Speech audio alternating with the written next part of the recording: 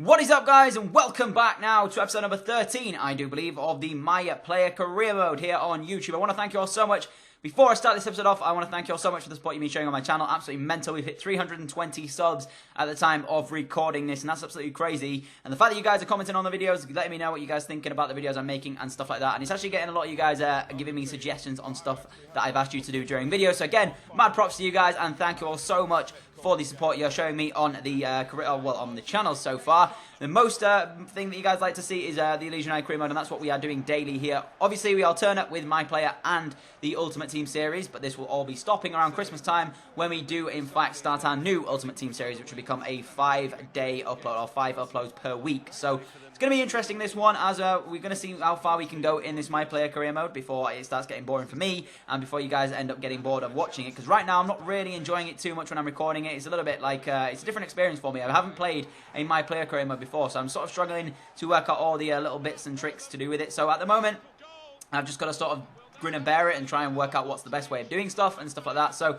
thank you all so much anyway for the support you've been sharing on the channel. Absolutely mad props to you guys for that one. In today's episode, though, we do in fact have our first game here against Spurs, which actually wasn't involved for the first goal, as Ryan Mason nodded us in front against his former club, as we then went up the other end there and into the 25th minute. Great a chance for myself holding off the Spurs defenders, but on my weaker right side, dragged the shot megally wide there, and we actually got a corner out of that one, thankfully, but nothing came of that corner. Into the, well, still in the first half now, dying minutes of the first half, though, and Angel Correa would get Spurs back on level terms to make it Hull City 1, Tottenham 1. Pretty much on the stroke of half-time, I tried to get back and do a defensive duty. It wasn't my man, so I can't be blamed for that goal. However, Angel Correa, which the commentators were actually speaking about just before he put the ball in the back of the net, about how he hadn't touched the ball at all during the first half, and yet his first touch turned absolutely brilliant for the Spurs lineup as it got themselves back into the game. So I was very frustrated to see that, and I wanted to do the exact same for Hull City here. And 61 minutes into this one, we tried to get ourselves back into it. A lovely little bit of moving the passing play from us. I cut inside,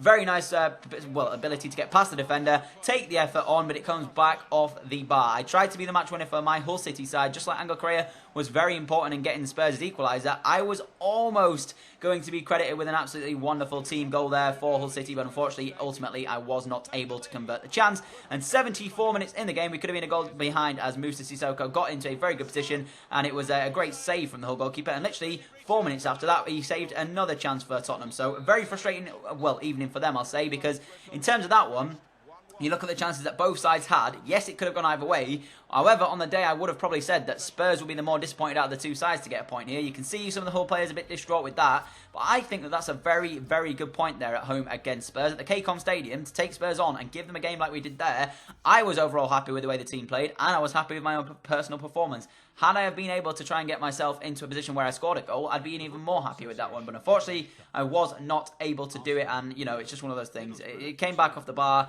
Yes, you know, if I'd have been a bit more composed in front of goal, maybe it would have been a different story.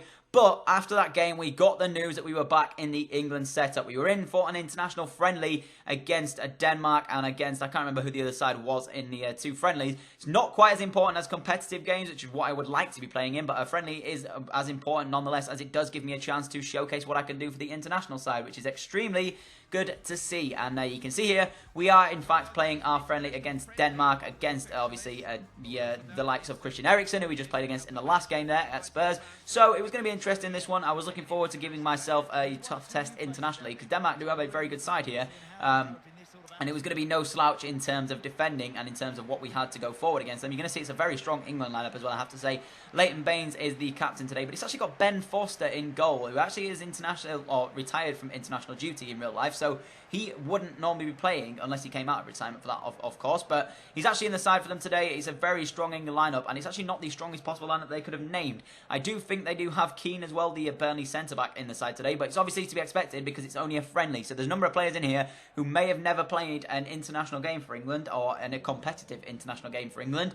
We have, on the other hand, so we are probably one of the very few players that will have played an international competitive game for the England setup. I'm saying that now, but I'm not entirely sure because I haven't seen the full starting 11 yet. I haven't actually seen who's in it. You can see the two teams as they do come out. You can see there Leighton Baines, Carl Walker in there, Ryan Shawcross is in there, and it's obviously Keane from Burnley, Eric Dyer, Dele Alli, Shelby, Walcott, I do believe, ourselves, and there's also one other player. Who is it? Yeah, it's actually Ashley Young. So there's a number of there. Oh, actually, having said that, there are a number of players in there who actually have played in England competitive games. So I do apologise for that. I think there's only probably 2 in there that haven't played, and one of those being Keane, and I think the other one was Shawcross. I can't remember Shawcross ever playing for the England setup, but I could be wrong about that one. But yeah.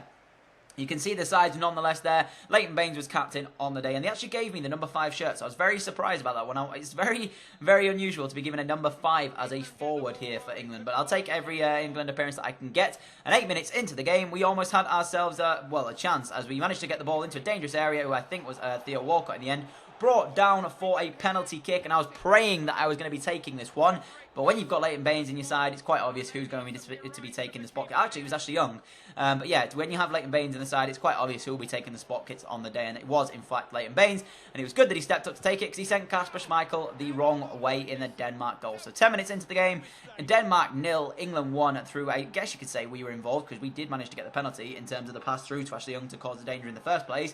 But the finish, on the other hand, that was all Leighton Baines. He fired it wonderfully into the corner of the goal. You can see us joining up with the rest of the team there to celebrate, and thankfully Leighton didn't miss from the spot, probably like we would have done. Let's face it, if I'd have taken the penalty, we've only scored 1 and missed 2 in this series so far, so I would have probably missed that penalty kick. So, in all honesty, I was sort of glad that I wasn't taking it, but at the same time, very good penalty, I have to say, by Leighton Baines. At the same time, I would have liked to have taken it, with it only being an international friendly. To get my first England goal would have been something that I would have absolutely loved, but unfortunately, we weren't able to do that, as we didn't get given the penalty. But 40 minutes into the game now, and an absolutely wonderful save from Kasper Schmeichel kept the score at 1-0 still. So I was very disappointed to not go 2-0 up there. 61 minutes in, we asked for the through ball to be played, get the through ball played, take it in my stride, and we're just so much quicker than the defender. Get round him, he brings me down in the box, and you've guessed it, it's another penalty kick to the England setup here. So 62 minutes in, as I'm commanding with the ref, or asking the ref how that isn't more. We are actually through on goal there, in my opinion. I do believe we would have a very good opportunity to score a goal. I was actually about to pull the trigger there, but I was brought down in the box. He only gives the defender a yellow card, which is probably the best decision. But I did try and convince the ref that it should have been a red. Unfortunately, I was unable to do so. Leighton Baines going to step up. He's still on the pitch, so he will be taking the spot kicks. And this one, though, is saved. Oh, hits the comes back off the post, sorry,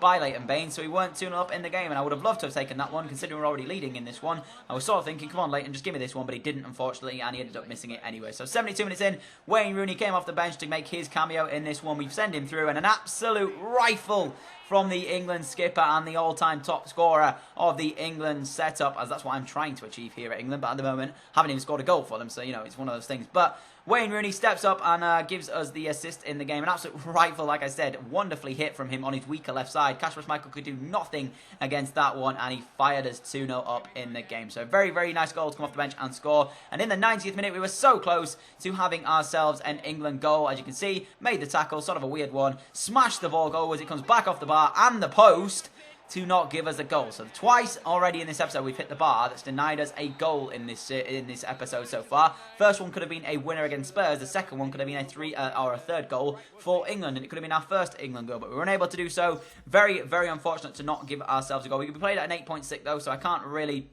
turn my nose up at that one. That's a very, very good performance in an England shirt, and surely that should have really caused the boss to think about his international side for the upcoming World Cup the World Cup. I was about to say World Cup season, but it's not World Cup season. World Cup competition is what I should have said. So I want to try and get into that World Cup team. Whether or not we'll be able to do that, we'll have to wait and see. It's upcoming at the end of this season in game. So if we manage to get into that side, I'll be very, very happy with myself. And let's just see. You know, it could go either way. We could get in there. We might not. But I'm not too fussed if we don't, because I can sort of understand why. We need to be scoring goals. We need to be scoring goals more frequently as well at Hull City if we want a serious chance of getting ourselves into the England setup for the World Cup. So that's what I've got to try and do before we really consider ourselves for the World Cup team. I have to start scoring some more goals here at Hull. And the best time I'm going to do that is if I'm playing Premier League football. And that's exactly what we are getting now here at the Hull City side. At the start of the season, if you remember, I requested a transfer away from Hull because they weren't giving me game time.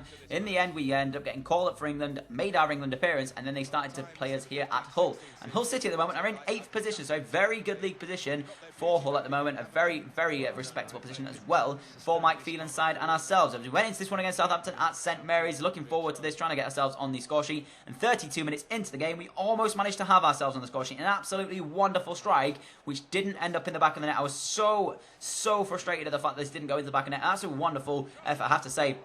hit that with the outside of my boot, basically, and it ended up going to that top corner area. I was expecting that to go high and over the bar, but unfortunately, or fortunately for me, it didn't, and it came back off the bar. I was so frustrated with that one. I couldn't quite believe it, and what a goal it would have been had we been able to do that. It took us right into the 68th minute as well before anything else really happened in this one. We steal a ball back, I do believe, from a Southampton defender. Get a lot of luck there. Comes to me in the box. I end up taking it on, and you've guessed it again. Comes back off the woodwork, not once, but twice to deny us a goal again. So I'm thinking at this point it's just not going to be my day in this episode so far. But surely there's still time to get myself one goal in this one and possibly the winner. 85 minutes in, the ball comes into me in the box. I turn the defender absolutely brilliantly, gone to my right hand side. It is my weaker right foot, so that the defender was correct in what he did there in trying to show me onto my right foot. However, he gave me enough time to get it back onto my left hand side and put the ball into the back of the net. I have to say, very poor defensively. It was the right idea to do to try and get me on that right side, but then he gave me way too much time and I managed to switch it back onto the left-hand side and curl one past the Southampton goalkeeper to make it Hull City 1,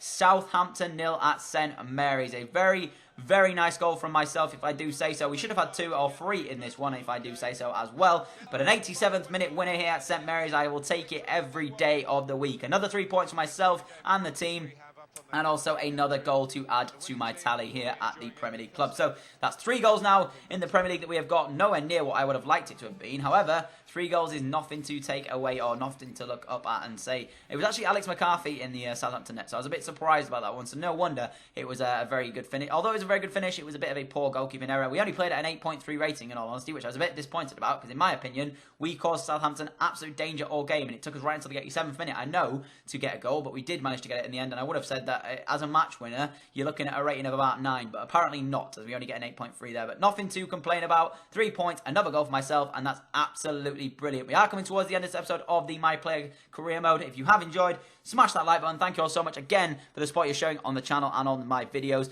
Thank you all so much for watching this episode. I've been Danny, and I'm out. Adios.